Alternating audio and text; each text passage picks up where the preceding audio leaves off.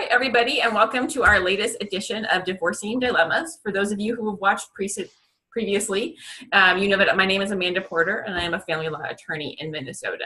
And the point of this program is to interview various experts on different issues that frequently affect people who are going through a divorce. I frequently get all sorts of questions. My clients are going through all sorts of different issues, and I love being able to help them. And while I'm well equipped to helping them with their legal issues, there's a lot of issues that I am not qualified to help with. And so joining us today is Sarah Leitschuh. Hi, Sarah. Hi, Amanda. Thanks for being here. Thank you. Now, Sarah is a therapist, and she has her own practice, Sarah Leitschuh Counseling, and she works with children and adults both. Is that correct, Sarah? Absolutely, yep. Awesome. And so two of the biggest professions that I refer my clients to are financial advisors and then therapists, because those are two big pieces, money and the emotional stuff that people frequently need help with. Right. And so, and that's how Sarah and I met, actually. And so today, we are going to talk about a very specific topic that I get questions on a lot, and that is, how do we tell the kids we're getting a divorce? That's a question that if the parents haven't already broken to the kids is a huge weight. And, you know, when they ask me, I panic and run the other direction. Well, not quite that badly. I tell them to talk to a therapist, basically. So Sarah, what are some good tips? I mean, if you have to tell kids that you're getting a divorce, what are some do's, don'ts? How do we handle that? Absolutely. Well, I think that the first thing that you really want to do as a parent when you have this news to share with your kids is give yourself space and time to really think through it. The last thing we want to do is rush and just drop a bomb without having thought through the best way to share this information with our kids. So sometimes when you've made the decision to kind of get a divorce or to separate, you feel like I got to hurry up and do all this stuff and get it rolling. And I know that's a natural tendency, but when it comes to kids, we really do want to try to slow things down a little bit so that we only have to drop the news once and we're not cleaning up messes afterwards. Does that make sense? Somewhat. So when you say not having to do it multiple times, what would cause someone to having to do it multiple times and cleaning up the mess? Well, and so conversations about divorce, especially with kids, are going to be ongoing conversations, especially as kids get older. Their developmental level will change how they think about divorce. So it's not like you're going to say, we're getting divorced and we're done we're talking about this forever, because that's just not realistic. Right. But if you try to share information and it's confusing to the kids, it kind of makes it worse in a way, right? So we really want to slow down and think about, okay, so what are the ages of the children? What are the circumstances that we as parents feel comfortable sharing with kids? What's age appropriate with the kids about the reason that we've gotten divorced? And how do we make this appropriate for the kids, right? So let's say mom and dad are fighting all the time. Kids are going to know that in a way, right? They're going to sense that. But we don't want to come in and say, okay, mom and dad just hate each other and we're not going to live together anymore. We just can't do it. Boom, right? We want to have some phrasing that both the parents that are involved are comfortable with, because it's helpful to the kids if you're using similar types of language. Okay, that's a great idea, being able to kind of sit down and plan it out. You said taking time and ideally coming at it as jointly as possible. Right, if you can, right?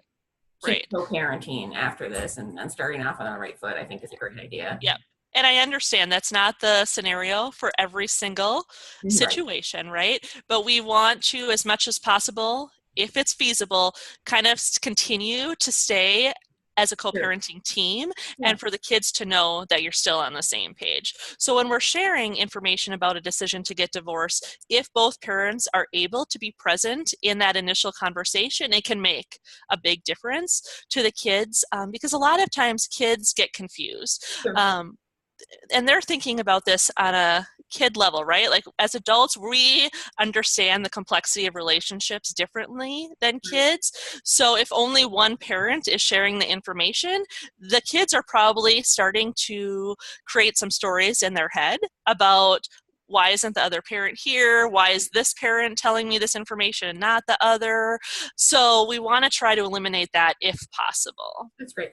That kind of brings up a question that I've seen sometimes is, how much information about why you're getting a divorce should you share with the children? I know for some people, they really want their kids to know the truth, or, whatever their truth is, I guess. And is there some lines that you shouldn't cross, or?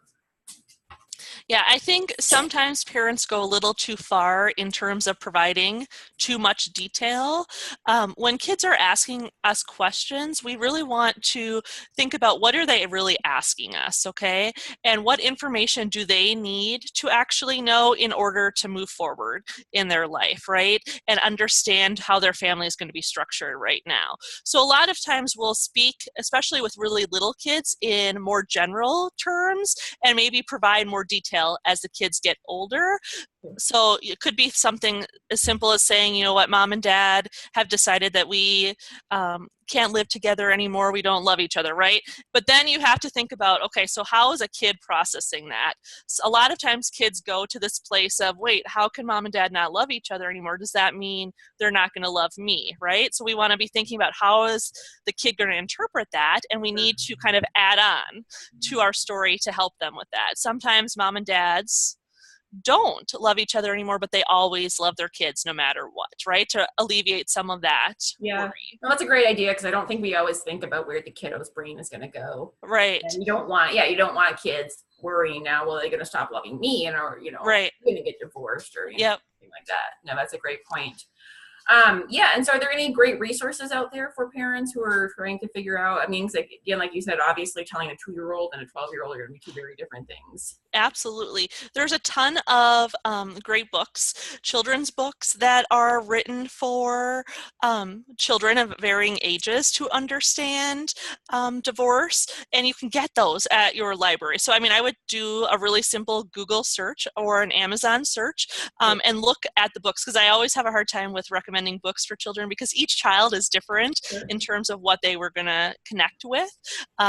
So there's that as a resource. There is definitely a lot of support groups online and in person for families that are experiencing divorce, and therapists as well. So I would really take a look at what type of support do you as a parent need, and what kind of support do your children need.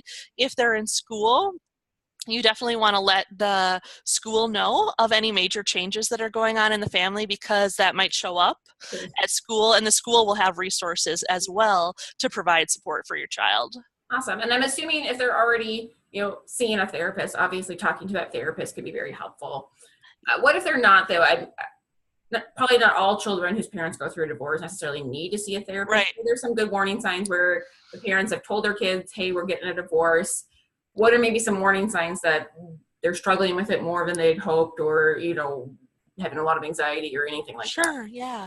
Well, and I think with children and learning that their parents are getting divorced, you can see a whole range of behavior change or emotional response. And sometimes children react differently than we expect them to react. And that doesn't necessarily mean that they need to go to therapist, right? Like they might be angry, they might be anxious, they might be sad, but all of that can be really normal in terms of having a major adjustment in your life.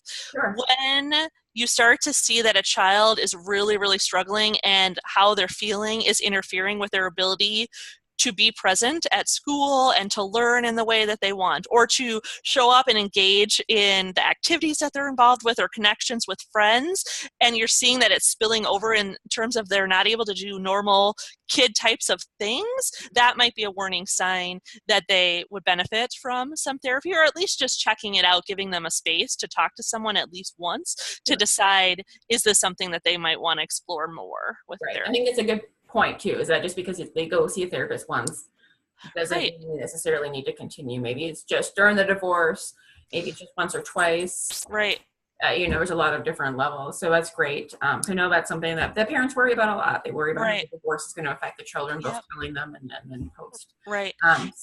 Go ahead. And I think I was going to say, you asked specifically about kids, but also for parents to be paying attention to how the decision to divorce is affecting them personally, because one of the things that I think really affects kids a lot is watching their parents' reactions. So number one, you want to make sure you're taking care of yourself and your mental health so that you can be there for your kids and support them, and that your kids don't feel worried about your own well-being. So again, it's like that both end, right? Like maybe your kids don't need a therapist, but you would benefit from some extra support, and there's no shame in that. Yeah, that's good, because you don't want a child, and especially this period, I think older kids thinking that they need to take care of one of their parents. Right, Because right. that's not healthy. Yeah, so Yeah. that's good. All right, well, great. Thank you so much, Sarah. I know this is such a fraught topic, and so getting some more information is so helpful. For any of you out there watching, if you would like to contact Sarah about either getting therapy for yourself or for your children, her contact information is either below or next to the video, depending on where you're watching. Definitely reach out to her or another therapist if you think that you or your children benefit. So Right, and I'm always happy to provide referrals for therapists that are outside of our area as well, if people are watching outside of the Twin Cities. yeah, that's great, because obviously you don't want to drive 2 hours to a therapist. Right. So yeah, so that's great. So definitely reach out for referrals if that's something that you need. So again, thank you so much, Sarah. Yep, thanks, Amanda. Thanks.